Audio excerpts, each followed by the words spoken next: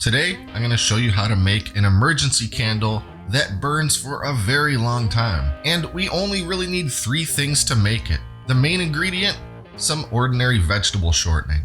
I've had this can of Kroger brand Crisco sitting around in my pantry for quite a long time, and it's well past its use by date. And in my mind, there's no better use for this expired vegetable shortening than to make a great big long-lasting candle out of it. And the only other 2 things we need are a mason jar and a small candle that will serve as our wick. Now, I like to use the wide mouth pint jars because they pretty well match in size to the candles I have.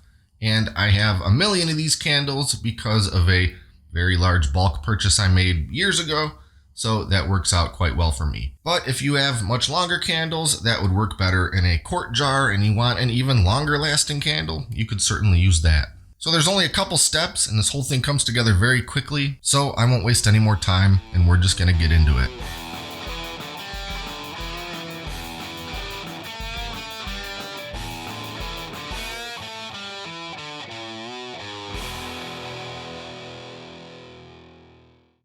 The first thing I have to do is put a bunch of this shortening into a saucepan and melt it down over medium heat. There are really only 3 steps to this whole thing, and this step takes the longest, at about 3 minutes, though I'll go super fast forward for this part in the video, and it'll only take a few seconds.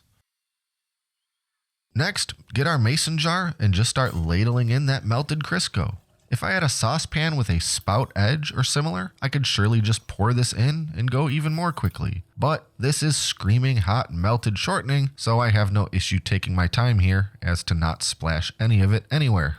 Now I'm just going to let this sit on the counter until it comes back to room temperature and is nearly re-solidified. I've heard of some people putting the whole jar in the freezer at this point to make it solidify faster, but I don't like the idea of rapid temperature changes for my ridiculously hot glass jar full of molten oil. So once it's almost solid again, but still a little warm and soft, I'll go ahead and insert my candle wick right down the middle of that Crisco. I'll gently push it all the way down to the bottom of the jar, and that little bit sticking out at the top is just fine. It will simply burn down a bit before reaching the Crisco. We're basically taking a cheap candle that burns for a couple hours and turning it into a bigger cheap candle that burns for a couple dozen hours.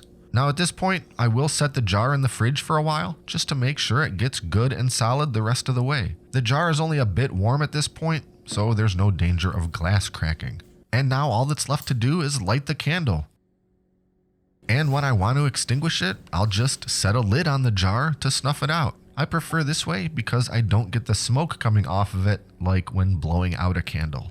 From here, I'm just going to play an ultra high speed time lapse of this candle burning over the course of a few days. How long these last basically depends on what size mason jar you use. I do get a very long time out of these little pint jars. I'll also mention that you can do pretty much this exact same method with bacon grease. As long as you strain or otherwise filter out any solid bits from your melted bacon fat, you can otherwise do everything the same way as you saw here. It will make your house smell a little bacony, but to me that seems more like a feature than a bug.